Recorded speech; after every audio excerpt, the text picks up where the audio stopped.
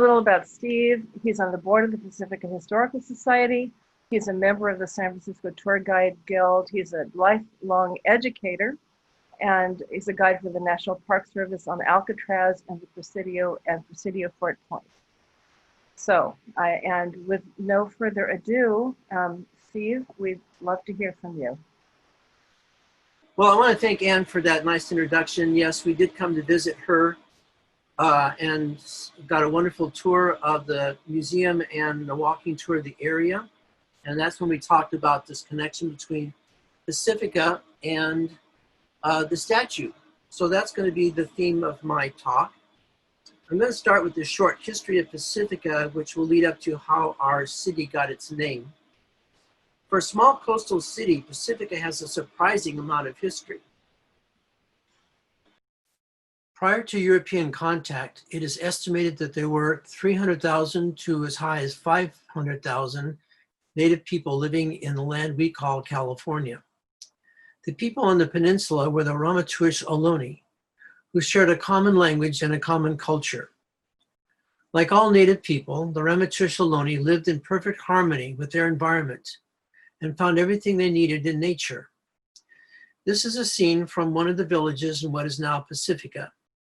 You can see the typical dwelling made of willow branches for the frame and tule for the walls.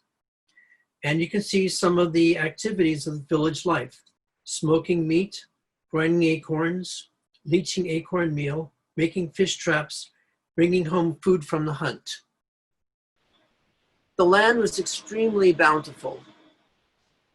You could find food everywhere, in the creeks and the ocean shore, in lakes, marshes, forests, grasslands. And there was a bounty of seeds and nuts and eggs and fruits and game and fish and shellfish. The staple of most tribes was the acorn, which could be stored for use during the scarcity of winter. Our museum last year hosted an Ohlone luncheon provided by two young Ohlone men, Louis Trevino and Vincent Medina, who run the Ohlone Cafe in Berkeley. They prepared the whole luncheon. They actually went out and gathered all the things out in the wild, including hunting for deer. So we were treated to deer meat, a salad of greens, berries, and seeds, acorn bread, chia seed pudding, quail eggs, mushroom turnovers, and it was really delicious.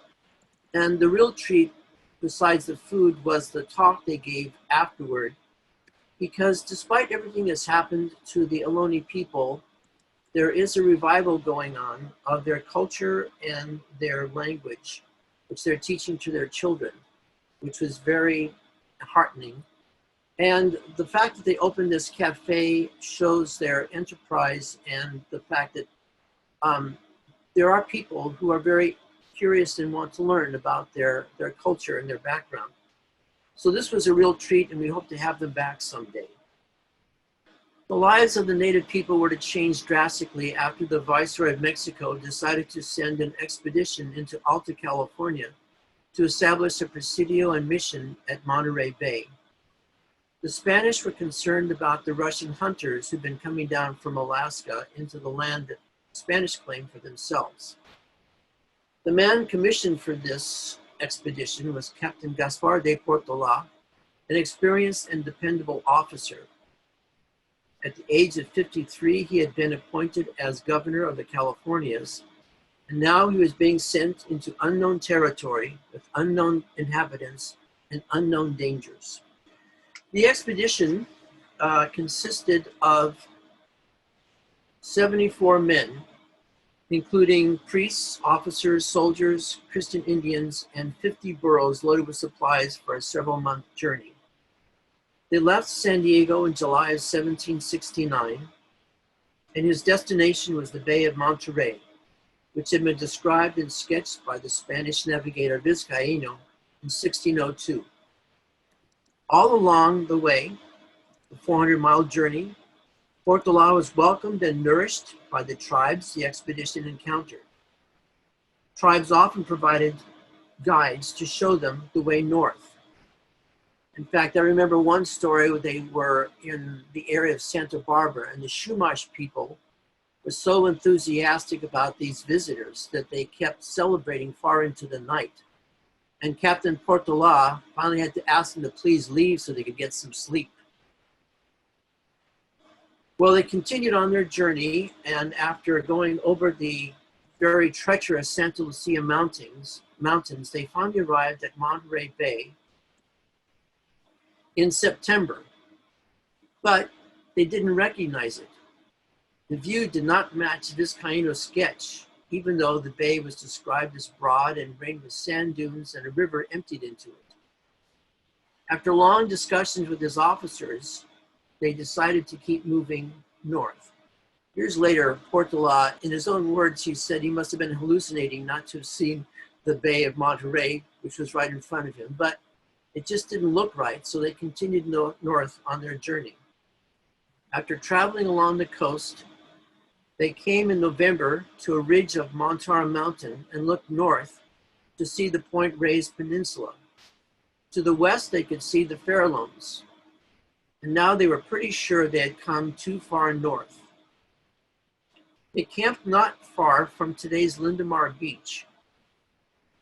Portola sent out his best scout, Sergeant Ortega, to reconnoiter the area, and another group to search for game because they were hungry.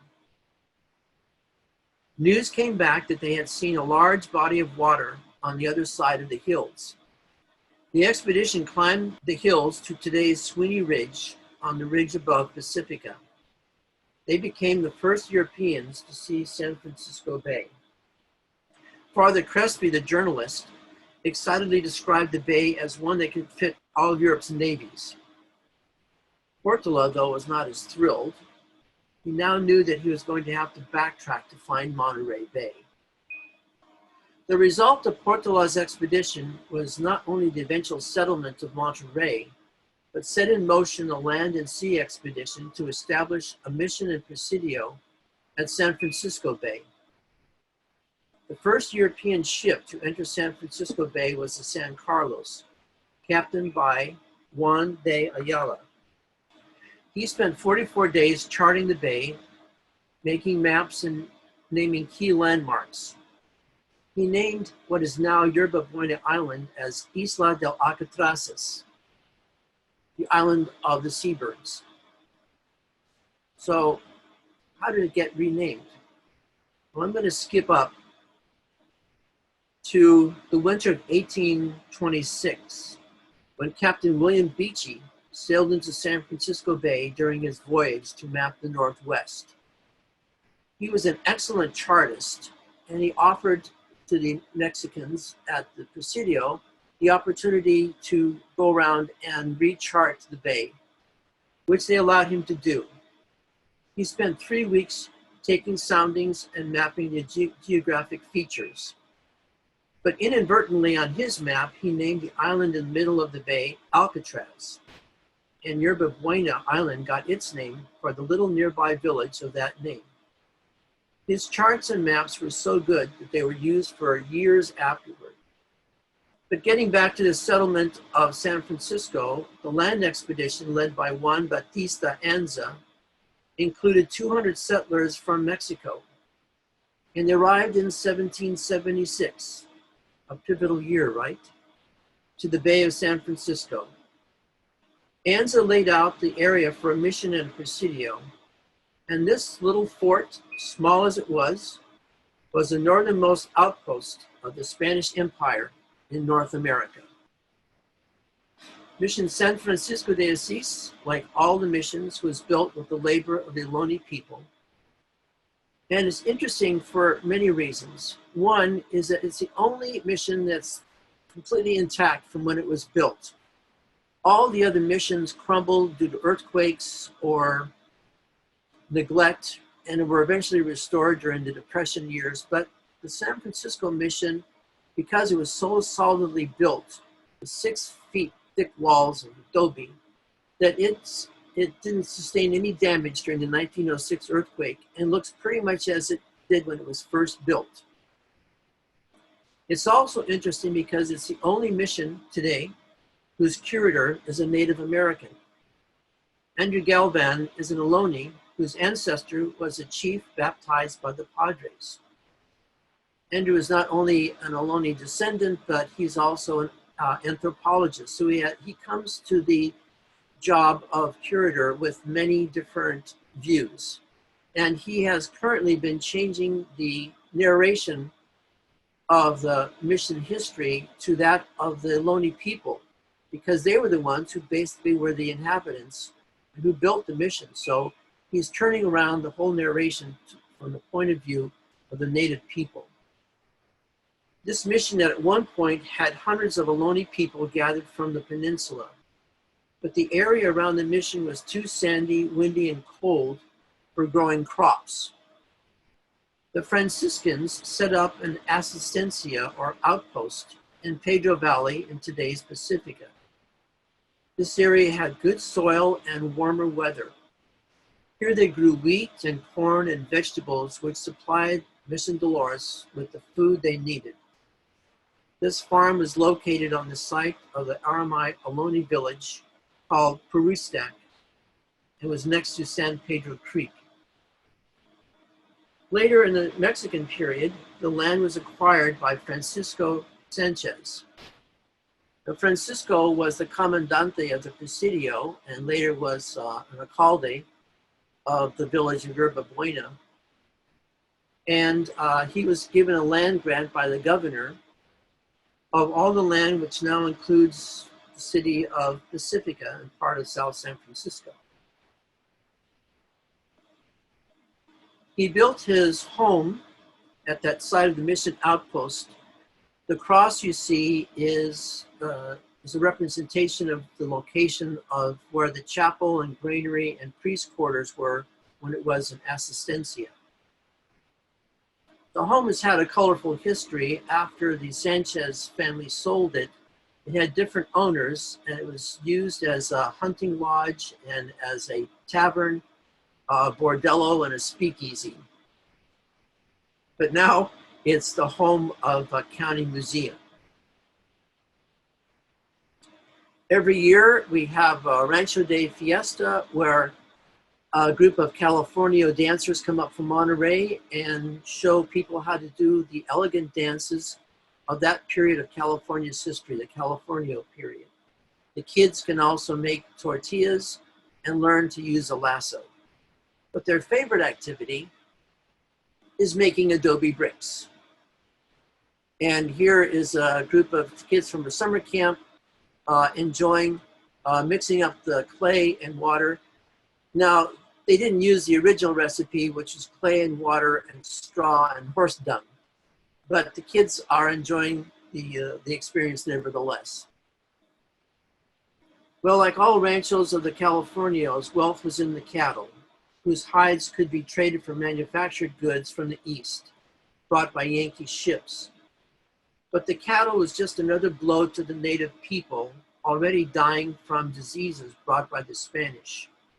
The cattle and sheep ate all the native grasses and seeds upon which the Ohlone people were dependent throughout the year.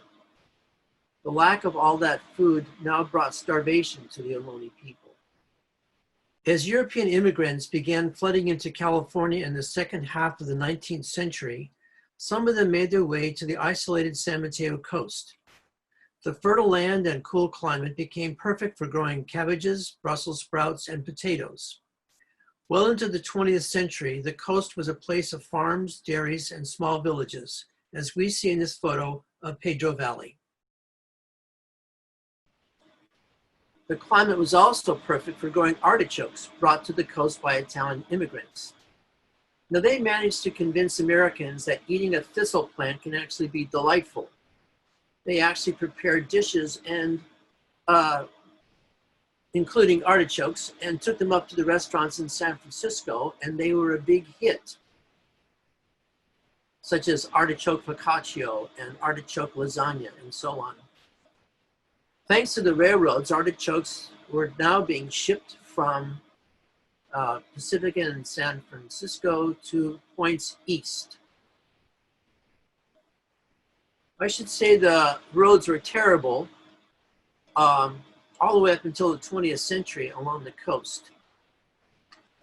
So a company was formed to build a railroad to go from San Francisco to Santa Cruz. And in 1905, the Ocean Shore Railroad began laying track. The plan was to bring San Francisco passengers to the sunnier beaches of Santa Cruz, as well as bringing all the produce from the farms back to San Francisco. Their freight trains would also carry horse dung from the city to the vegetable farms along the coast and then bring back the produce to the city. Unfortunately, a year later, the 1906 earthquake struck, and 4,000 feet of track and some cars were destroyed. But within a year, the trains were running.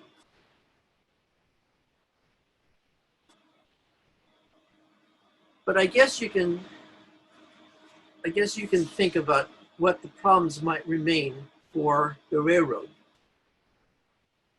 Here it is going along Devil's Slide. Not a great place for any kind of a road because it was subject to lots of landslides, which happened rather frequently. And the railroad eventually went out of business in 1920 because of competition from the Southern Pacific on the other side of the mountains. But you know, we managed to find the last remaining railroad car of the Ocean Shore Railroad on a farm in Sebastopol. So the Pacifica Historical Society managed to rescue it, brought it back down to Pacifica, where it has been, and slowly it's being restored.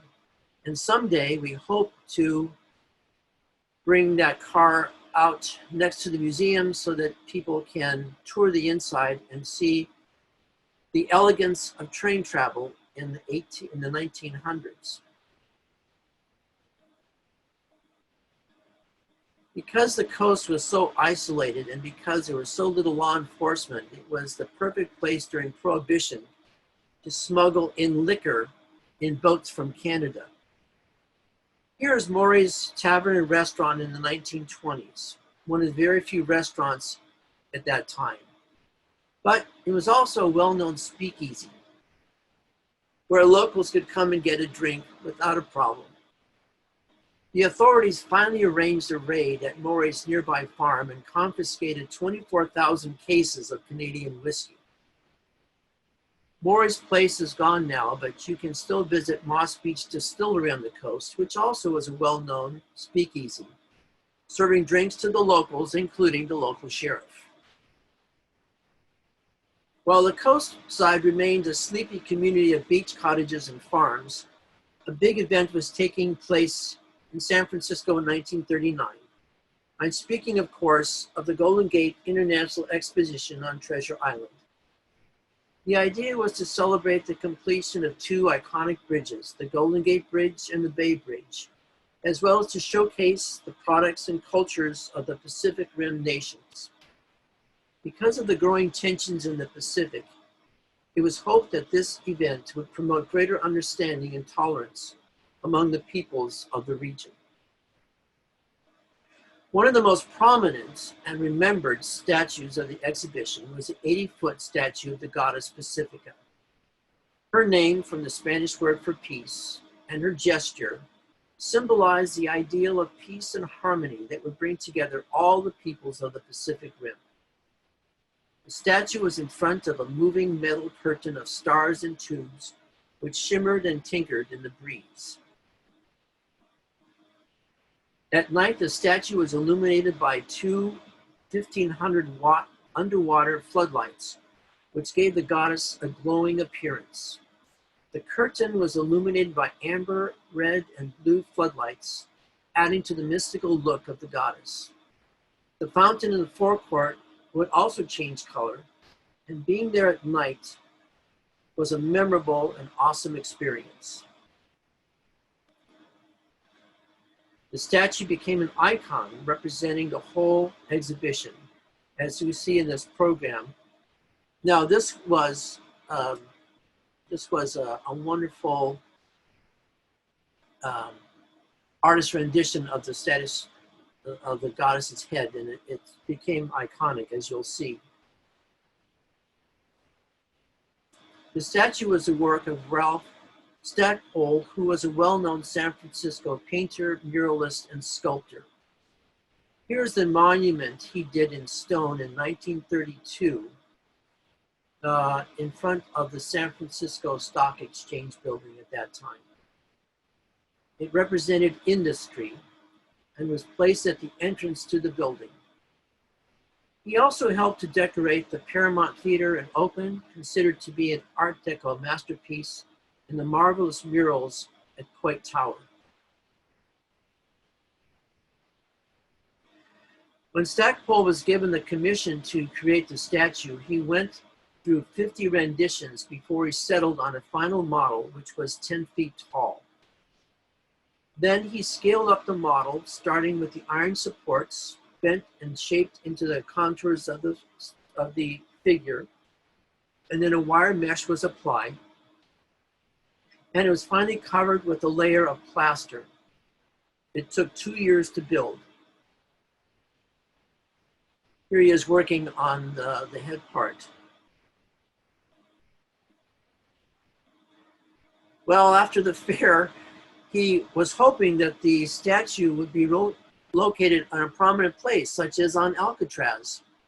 And wouldn't that have been an amazing scene? What a statement that would have made, a statue of peace on a notorious island prison. But by now we were at war, and no one was interested at that time in the expense of moving the statue to some place. And so sadly, the statue was torn down by the Navy when it took over the island in 1942. And that might have been the end of the story. But it goes on. Here's it's not too focused, but it's a nice view of the bathing beauties from the aquacade in front of the statue. Billy Rose's aquacade was a very, very popular event. It later went on to the World's Fair in 1940, but a similar brochure like this was one you could pick up at the Treasure Island Fair. And the show featured prominent swimmers such as Esther Williams and Johnny Weissmuller. And if you've never seen Esther Williams, check out her water ballet on YouTube. You'll be treated to a beautiful dance in the water. And she was the most wonderful swimmer and model, and you'll enjoy watching her do her ballet in the water with all of her bathing duties. Well, one of the swimmers in the aquacade was a 19-year-old named Sal DeGarda. Along with hundreds of others, he auditioned to be in the aquacade, and he was chosen to be one of the male swimmers. And ladies, I think you can see why he was chosen. Besides being a wonderful swimmer, he was quite a hunk, as they say. Well, in the evening after the show, he would join his friends for dinner, and they would always pass by the Pacifica statue. He fell in love with her grace and beauty, and when he saw it being demolished, he vowed that someday he would recreate her. So Sal became an artist in his own right. He pursued a career in art, and one of his favorite media was sculpture. He began a 20-year quest to reproduce a full-scale model of the Pacifica statue.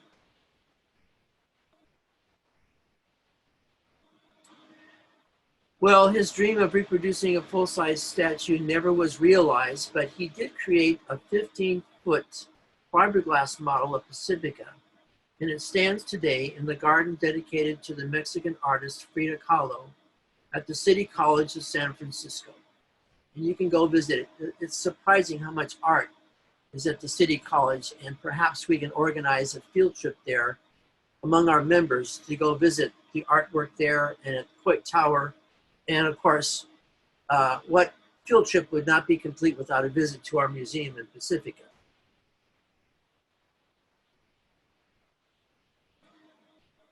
Now let me explain the connection between Pacifica and the famous statue of that name. Up until the mid-1950s, there were 9 little villages along the northern San Mateo County coast, along that 7-mile stretch.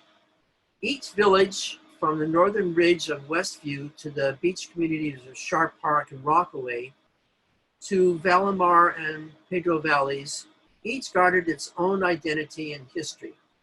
So there was some resistance when the idea of incorporation as a city came up, even though it meant still having to rely on a distant Redwood City for services. But what changed people's minds was, I'm sorry this isn't a very good focus, but it's a landfill. And the city of San Bruno was thinking about annexing parts of Pacifica so they could have a landfill for their trash. Well, when word got around about this, the move for incorporation moved full steam. And when the vote was taken, the city voted to incorporate by over 500 votes. And then a committee was selected to propose a name for this new city. Well, that committee entertained different names such as Seaview and Higginsville, named after one of the real estate bigwigs in the city. But then an attorney on that committee by the name of Cohen had often visited Treasure Island in 1939 and had fond memories of the exhibition, and particularly of the Goddess of Pacifica. He suggested that Pacifica adopt its name not only because it was pleasant sounding, but also because of the statue's great symbolism of peace and unity among people. So the goddess name was selected as the city's official logo. And for many years, this was seen on all the city vehicles and documents as our representation of the city. The Pacifica Historical Society was founded to preserve the city's history, and its museum, it was a Presbyterian church, then it became the city's police station, and then eventually it was given over to the Historical Society as a museum, and we pay rent of $1 a year for its use. So inside the museum is one of our prized possessions, the other statue of Pacifica created by Sal de Garda. She stands 8 foot tall and is the main feature in our exhibit on the city's history. He donated it to the city in 2008, and the city entrusted it to the Pacifica Historical Society to preserve it and tell its story. That story, of course, includes the Goddess of Pacifica on Treasure Island, and how she became the inspiration to name the small city on the California coast. Her memory is still alive thanks to those who cherished her beauty and message of peace. Now, I do want to mention the other statue in Pacifica, which has stirred up some controversy. This is the statue of Gaspar de Portola, which is located next to the Lindemar Beach and Highway 1. It was placed there because of his connection to the sighting of San Francisco Bay. But more than that, it was, well, let me tell you, first of all, that there's a petition going around by members of the Aramai Ohlone people to have it taken down, because to them, the statue represents the beginning of Spanish colonialism and the destruction of the native population. Now, the Pacifica Historical Society cannot take a position one way or the other about the statue's future. That's going to be in the hands of the city council. But as the official historians of the city, it will be our task to inform the council in a statement about the facts of the statue. First of all, the statue was a gift from Catalonia, Spain to the people of California as a symbol of the relationship as sister cities and links of collaboration between the two states. The statue represents a pivotal point in history. The Portola expedition led to the settlement of San Francisco, which led to the immigration of Mexicans and Americans to that city, which led to the discovery of gold, which led to statehood. And coming into the Union as a free state, it ultimately led to the Southern secession and the Civil War. So you can see how important this was as that pivotal point in not only the history of San Francisco and California, but even the United States. The city of Pacifica and the county of San Mateo have been cooperating with various Ohlone people to create waysides to tell the story of the Ohlone people and to tell the full story of the colonization and its impact on the native people. And our society has had exhibits in museum and programs in local schools to tell that story of the Ohlone people. And we've had native speakers come and give talks about their history. So the fate of this statue is unclear, but the fate of the Pacifica statue is certain because it will always remain as cherished in our museum and in our hearts. And with that, I want to thank you for participating in my little talk here about the connection between the statue and the city of Pacifica. If you're interested in receiving a bibliography about some of the topics raised in this presentation, please feel free to give me an email and I'll send you the bibliography. The email is sfwalkingtours@gmail.com. Thank you again for watching this presentation. Thank you very much, Steve.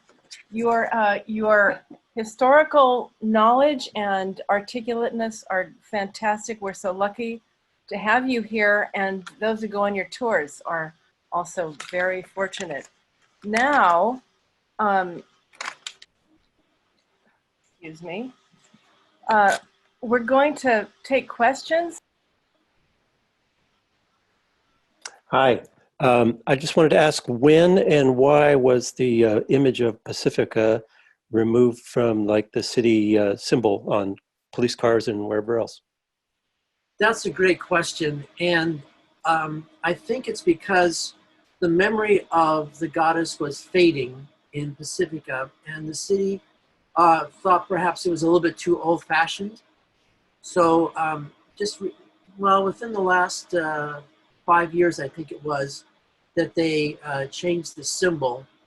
And if you go online to the city of Pacifica, you'll see the new logo, which includes a scene of the beach and the sky and the seabirds. So it's nice, it's artistic, but it doesn't tell the history of our city.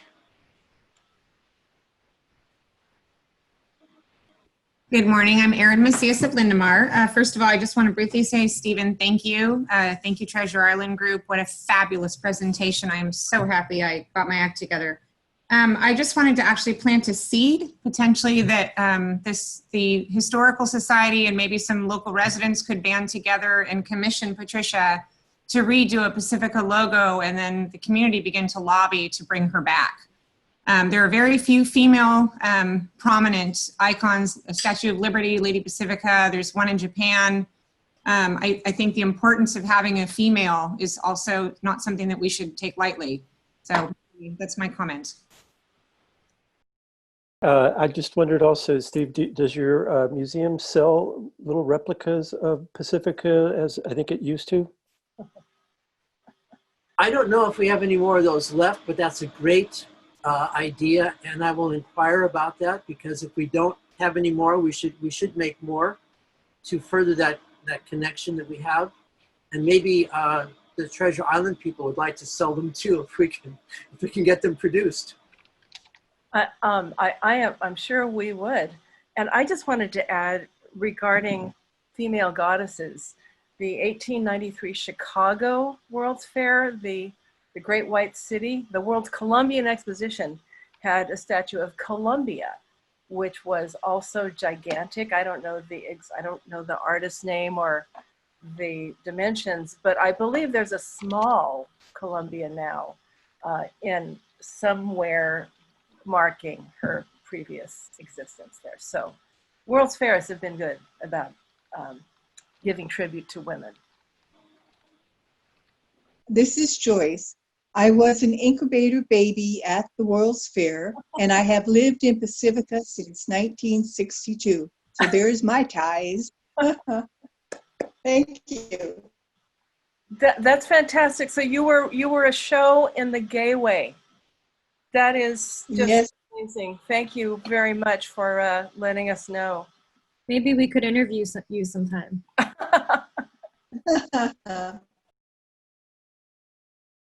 Okay, I just wanted to thank all the participants, particularly Steve Johnson, for all the work that he did. Steve, it was great. You are such a wonderful representative of our historical society, and thank you for serving on our board. Well, thank you, Kathy. Thank you. I'll give you your tip later.